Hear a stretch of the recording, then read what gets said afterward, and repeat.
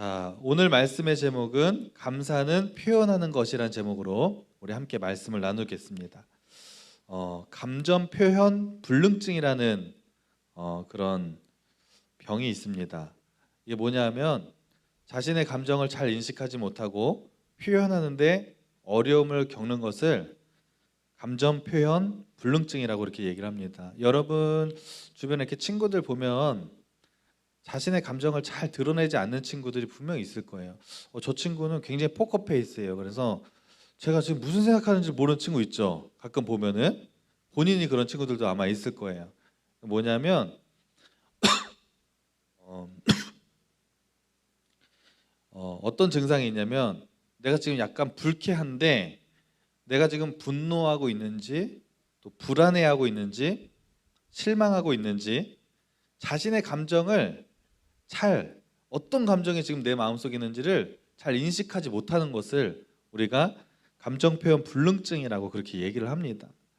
이런 사람들은 슬픔을 잘 느끼지 못하는 경우도 있고 굉장히 기쁜 일이 있는데 별로 반응이 없어요. 그냥 그런가 보다 하고 기쁨도 잘 느끼지 못합니다. 그리고 자신의 솔직한 감정을 그 누군가에게 표현한 것을 굉장히 어려워하는 사람들을 우리가 감정 표현 불능증에 지금 걸렸다 이렇게 얘기를 합니다. 통계에 의하면 인구의 한 13% 정도가 이런 증상을 겪고 있다고 얘기를 하고 보통은 여자보다는 남자에게서 이런 증상이 많이 나타난다고 합니다. 여자들은 막 깔깔거리고 뭐 이렇게 얘기도 많이 하잖아요. 근데 어떤 남자들 보면은 우리 학생들 봐도 옆 사람 얼굴 쳐다보세요. 무슨 생각하는 거야? 되게 모르겠죠. 막 굉장히 감정이 없는 그런 메마른 것 같은 그런 학생이 보이기도 하는데 이런 증상을 가지고 있는 사람들이 많이 있다고 하는 것입니다. 그래서 혹시 내가 이런 증상을 겪고 있다면 해결 방법이 있습니다. 뭐냐면 자신의 감정을 아주 조금씩 표현해 보는 거예요. 어떤 감정이 오늘 하루를 돌아보면서 나에게 어떤 일이 있었고 그때 나에게 어떤 감정이 들었었는지를 한번 생각해 보고 사람들과 대화하고 이럴 때도 내 감정을 너무 억누르지 마시고 그것을 조금씩 표현하고 나갈 때 이것들을 해결할 수 있다. 이렇게 전문가들은 얘기를 합니다.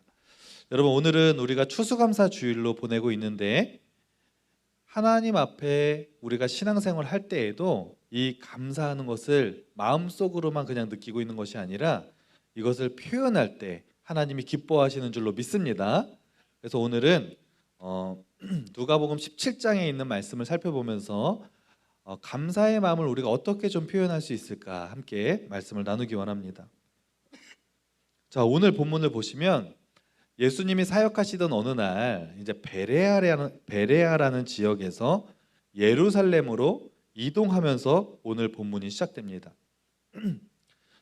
지도를 보시면 이제 오른쪽에 빨간 글씨에 베레아라는 지역이 있죠. 여기에서 바로 왼쪽에 있는 예루살렘으로 예수님이 이제 이동을 하시는 거예요. 베레아에서 예루살렘으로 이동하는 가장 빠른 길은 가운데 있는 요단강을 건너서 그냥 동쪽에서 서쪽으로 가면 가장 빨리 갈 수 있습니다. 그런데 예수님이 그렇게 가지 않으시고 저 파란색 화살표를 보시면 베레아에서 저 위쪽으로 가서 요단강을 건너서 갈릴리와 사마리아 지역 사위를 통과해서 예수님이 가셨다. 이렇게 본문에 기록이 되어 있습니다. 아니 왜 베레아에서 예루살렘으로 갈 수 있는 가장 빠른 길을 놔두고 예수님은 저렇게 빙 돌아서 먼 길을 가기로 결정을 하셨을까요? 왜 그러신 것일까요? 그 이유가 12절 말씀에 자세히 나와 있습니다. 우리 12절 말씀 한번 다 같이 한번 읽어볼까요? 시작. 한 마을에 들어가시니 나병 환자 10명이 예수를 만나 멀리 서서. 누구 때문에 돌아가셨을까요? 나방 환자 때문에 예수님이 먼 길을 돌아가셨다고 하는 것입니다. 여러분, 예수님은 너무나 불행하고 비참한 인생을 살고 있는 그 10명의 나병 환자를 기억하고 계셨어요. 그리고 그들이 굉장히 힘들어하고 있는 것을 다 알고 계셨어요. 그래서 원래 예루살렘으로 바로 갈 수 있는 지름길을 놔두고 먼 길을 의도적으로 돌아가셨다고 하는 것입니다. 그 나병 환자들이 왜 이렇게 비참한 인생을 살았을까? 여러분, 일단 이 나병이라는 병은 우리가 성경에서 문둥병이라고 부르기도 하고 요즘 시대에는 한센병이라고 얘기를 합니다. 이 병이 어떤 병이냐면 일단 불치병이에요. 그 당시에 의학으로는 그 당시에는 고칠 수 없는 병이었고 한 번 걸리면 영원히 고칠 수 없고 그냥 그렇게 병으로 고통받다 죽는 병입니다. 온 몸에 살이 썩어서 살점이 떨어져 나가는 병이고 그러다 보니까 손이나 온 몸에 고름이나 이런 것들이 나고 악취가 나고 온 몸의 감각이 점점 없어지는 그런 병입니다. 전염성이 너무 강해서 이 병을 판정받게 되면 자신이 살고 있는 마을에서 쫓겨납니다. 그리고 한 곳에서 격리되어서 사람들이 사는 곳엔 살 수 없고 그냥 사람들이 살지 않는 곳에서 따로 떨어져서 그렇게 외롭게 살아야 되는 그런 병이 바로 이 나병이라는 병이었어요. 그리고 이 병은 어떤 특징이 있냐면 사람들이 나병 환자다 그러면 그 나병 환자를 정말 하나님 앞에 큰 죄를 지어서 저주받은 병이라고 생각했어요. 나병 환자를 바라보는 시선은 어휴 얼마나 저렇게 큰 죄를 지었길래 저런 끔찍한 병을 걸렸대. 어휴 재수 없어. 이러면서 굉장히 사람들이 그 나병 환자를 손가락질하고 그 지나가기만 해도 굉장히 침을 뱉고 모욕적인 말을 했던 그런 아주 비참한 병이었습니다. 만약에 자신이 나병 환자인 것을 모르는 사람이 우연히 자신의 옆으로 이렇게 다가오는 경우가 있잖아요. 그러면 반드시 이렇게 행동해야 됩니다. 어떻게 하냐면 누가 와요. 나 나병 환자예요. 그러면 일단 손으로 입을 막아요. 그런 다음에 이렇게 소리를 쳐야 돼요. 저는 부정한 사람입니다. 저는 부정한 사람입니다. 큰 소리로 외쳐야 돼요. 만약에 이렇게 하지 않고 자신이 나병 환자인 것을 숨기다 걸리면 돌을 던져서 맞아서 죽는 그런 법이 있었어요. 그러니까 여러분 생각해 보세요. 내가 병 걸리고 싶어서 걸립니까? 어쩌다 내가 나병에 걸리게 됐어요. 그러면 너무너무 그 인생이 비참한 인생을 살게 되는 거예요. 너무 수치스러운 인생. 그냥 내 존재 자체가 다른 사람에게 민폐이고 나의 존재는 너무나 쓸모없고 그냥 사람들과 격리돼서 너무나 외롭게 살아야 되는 아무런 소망도 없습니다. 뭐 병이 좀 나중에 어떻게 조금이라도 고쳐질 수 있을 거라는 희망도 없고 소망도 없고 직업도 가질 수 없고 그냥 살고 싶지 않은 마음이 드는 병이 바로 이 나병이라는 것입니다. 그런데 그 나병 환자들이 10명이 모여서 같이 살았어요. 혼자 살다 보니까 저쪽에 또 나병 환자가 또 있어서 같이 만나서 서로를 의지하면서 그렇게 살던 사람들 10명이 굉장히 힘겹게 살아가고 있는데 그들을 예수님이 기억하셨어요. 그리고 애써 의도적으로 예수님은 그들이 있는 지역을 돌아서 그들 근처로 가시게 되는 내용이 오늘 본문에 기록이 되어 있습니다. 나병 환자들이 있는 곳으로 예수님이 드디어 근처에 가셨어요. 그리고 나병 환자들이 저 멀리에 예수님이 있는 것을 발견했습니다. 나병 환자들은 사실 예수님에 대한 소문을 다 들어서 알고 있었어요. 모든 질병, 어떤 병이든지 다 고칠 수 있는 능력의 주님. 그런데 누가복음 5장에 보면 우리가 오늘 17장을 나누고 있는데 5장에 나병 환자를 고치신 이야기가 있어요. 그러니까 이미 이 나병 환자들이 예수님을 만나기 전에 예수님이 나병 환자를 고친 이야기를 이 나병 환자들은 반드시 들었을 것입니다. 그러니까 야 우리도 예수님 만나면 이 불치병을 고침받을 수 있겠다 이런 상상과 한 가지 희망을 하고 있었는데 예수님이 자기들이 있는 곳으로 왔으니 얼마나 그들의 마음속이 흥분이 되고 설레었을까요? 예수님이야. 야 저기 예수님이 있어. 예수님께 우리가 나아가기만 하면 우리도 불치병 고침받을 수 있겠다. 그런데 문제는 그들이 안고 있는 그 병은 사람들이 있는 곳 50m 안쪽으로 가면 절대 안 됩니다. 저 멀리서 이 나병 환자들이 예수님께 가까이 가지 못하고 큰 소리로 외치는 거예요. 예수님, 우리를 불쌍히 여겨주십시오라고 굉장히 큰 소리로 얼마나 10명이 간절하게 외쳤겠어요. 그리고 예수님은 그 나병 환자들의 간절한 외침을 들으셨습니다. 그리고 그들을 바라보셨고 예수님이 반응하시기 시작하는데, 여러분, 보통 예수님이 병자들을 대하는 태도는 어떤 일반적인 태도를 취하셨냐면, 병자가 있으면 예수님이 그 병자에게 다가가십니다. 또는 그 병자를 이렇게 부르세요. 와라. 그런 다음에 손을 얹어서 예수님의 능력으로 치료를 해주시든지, 아니면 말씀으로 그 질병은 너에게서 떠나갈지어다 이러면서 말씀으로 치료해 주십니다. 그런데 그렇게 하지 않으시고 예수님이 모든 사람들의 예상을 뒤엎는 굉장히 황당한 명령을 저기 멀리 떨어져 있는 나병 환자들에게 한 가지를 명령하시는 거예요. 뭐라고 말씀하시냐면 14절 말씀을 제가 읽어드리겠습니다. 잘 보세요. 보시고 이르시되 가서 제사장들에게 너희 몸을 보이라 하셨더니. 누구에게 몸을 보이래요? 제사장에게 가서 너희 몸을 보여라 이렇게 말씀하시는 거예요. 여러분, 그 자리에서 예수님이 그들을 좀 부르시든지 병을 좀 고쳐주시면 좋겠는데, 아니 제사장에게 가서 몸을 보이라니 이게 무슨 말입니까?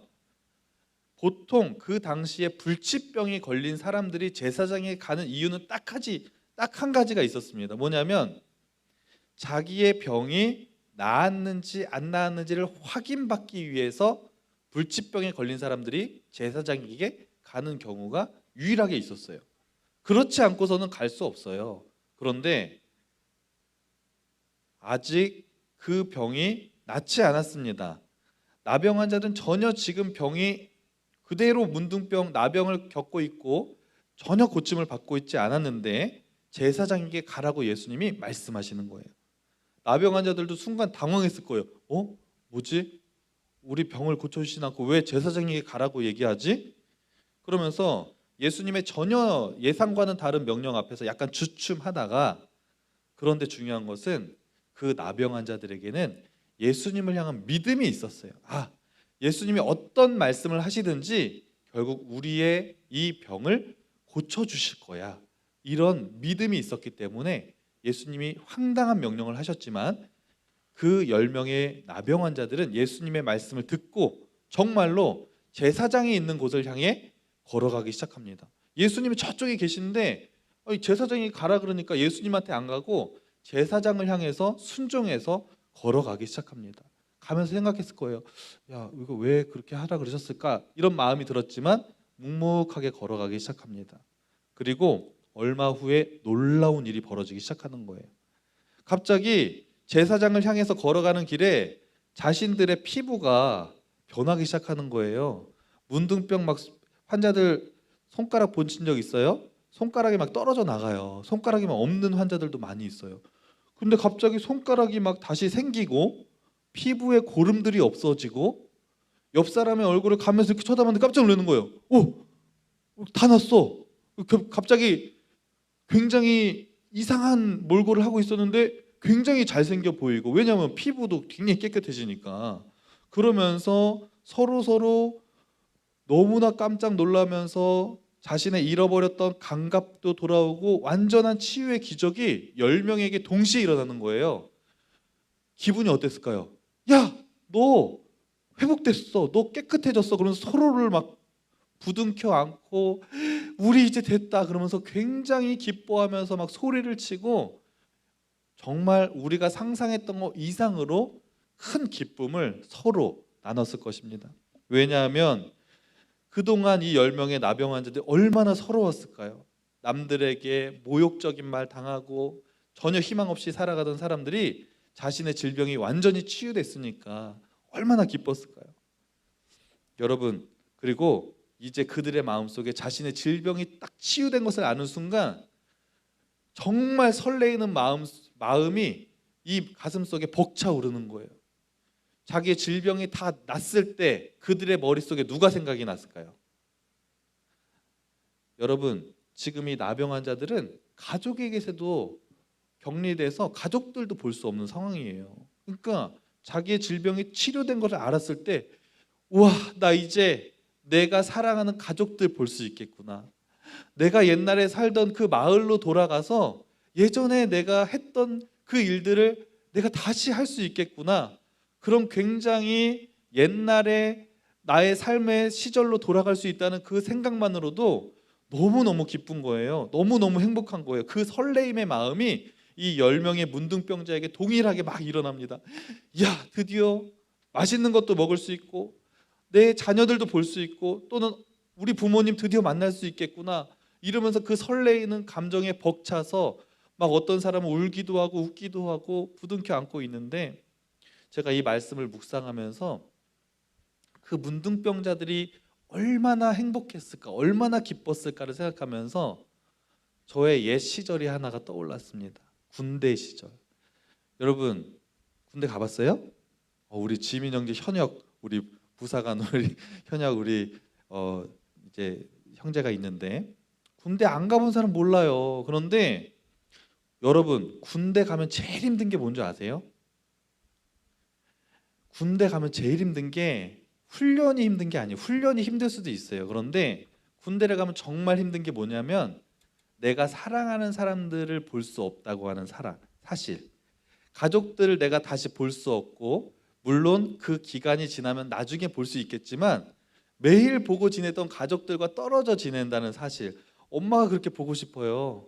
사귀었던 여자친구도 보고 싶고, 여러분 먹고 싶은 게 왜 이렇게 많은지 몰라요. 군대 가면은 짬밥, 아유 죄송합니다, 좋은 밥이죠 요즘에는. 근데 저 때만 해도 그렇지 않았어요.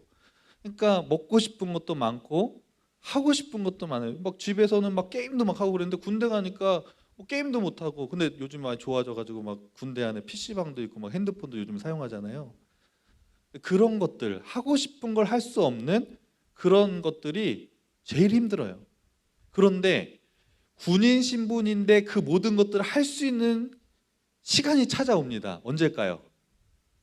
군인 신분인데도 만나고 싶은 사람 만나고 먹고 싶은 거 먹고 내가 하고 싶은 걸 마음껏 할 수 있는 시간이 찾아와요. 언제일까요? 휴가. 여러분, 그래서 군인들 휴가 나왔을 때 잘해줘야 돼요. 휴가 나오면 얼마나 기분이 좋은지 몰라요. 근데 그 휴가 중에서도 제일 처음으로 나오는 그 휴가의 설레임은 정말 군대를 안 가본 사람은 몰라요. 그걸 저 때는 100일 휴가라고 했어요. 그 첫 휴가를 100일 휴가라고 했어요. 100일 만에 나오는 거예요, 실제적으로. 100일 휴가를 나오기 전날 밤에 그 설레임을 여러분 아세요? 장난 아닙니다. 수첩에 다 써요. 내가 첫째 날은 누구를 만나고 짜장면 진짜 먹고 싶은데 내가 짜장면 곱빼기 2그릇을 먹을 거야 막 이러면서, 둘째 날은 떡볶이 먹고 막 이런 걸 다 써놔요. 그 내가 하고 싶은 것들을 하고 먹고 싶은 것을 먹을 수 있다고 하는 그 설레임이 엄청납니다. 근데 여러분, 문둥병자들, 이 나병 환자들, 나는 이제 평생을 가족을 못 볼 것이라고 생각하고 내가 먹고 싶은 것도 마음대로 못 먹고 내가 하고 싶은 것도 평생을 못 할 거라고 생각했는데 이제 그것을 할 수 있다고 하는 그 사실만으로도 휴가랑은 비교도 할 수 없는 엄청난 흥분 상태, 그 설레임 생각해 보세요. 그때 그들이 부둥켜 안고 있다가 야, 우리 이럴 때가 아니야 그러면서 다시 어디를 향해서 걸어갔을까요? 제사장을 향해서 다시 걸어갑니다. 왜요? 불치병에 걸린 사람들은 제사장에게 가서 반드시 확인을 받아야, 당신은 이제 병이 다 나았으니 옛날로 돌아가도 상관없습니다 라는 확인을 받아야지만 다시 예전의 가족들에게로 돌아갈 수 있었어요. 그러니까 이 나병 환자들은 지금 가장 빨리 해야 되는 일은 빨리 제사장에게 가서 내 병이 나았다는 것을 증명해 보이는 거예요. 그래야 내가 가족들에게 돌아갈 수 있습니다. 그러니까 제사장을 향해서 걸어가는 그 발걸음이 어떻겠어요? 엄청 빨랐겠죠. 어떤 사람들은 막 뛰었을 거예요. 막 야, 빨리 가자, 빨리 가서 허락 받고 우리 가족들 보자 이러면서 굉장히 흥분된 상태로 재촉해서 발걸음을 옮겼을 것입니다. 그런데 그때 10명의 나병 환자 중에서 갑자기 한 명의 나병 환자가 잠깐 그러는 거예요. 왜 그래? 뭐야? 그래서 물어봤어요. 왜 그러는 거야? 그러더니 나 갈게. 그러면서 갑자기 자기가 왔던 길을 되돌아가는 거예요. 어디 가냐고 9명의 동료들이 얘기했더니 나는 먼저 예수님에게 가서 감사 인사를 드려야겠어. 내심 이 말을 하면서 자기와 함께 먼저 예수님에게 가기를 바라는 마음이 있었는데 9명의 나병 환자들은 전혀 거기에 동의하지 않고 작별 인사를 하고 그들은 마저 제사장이 가던 발걸음을 더 빨리 재촉을 합니다. 그리고 단 한 명의 사람이 먼저 예수님을 찾아왔어요. 그리고 예수님에게 와가지고 얘기를 합니다. 예수님, 너무너무 기뻐하면서 예수님 앞에 온 다음에 어떻게 행동하냐면 15절 16절을 우리 다 함께 읽어볼까요? 나병 환자가 정말 기쁜 마음으로 예수님께 달려와서 이렇게 얘기를 합니다. 다 함께 한번 읽어보겠습니다. 시작. 한 사람이 자기가 나은 것을 보고 큰 소리로 하나님께 영광을 돌리며 돌아와 예수의 발 아래에 엎드려 감사하니 그는 사마리아 사람이라. 아멘.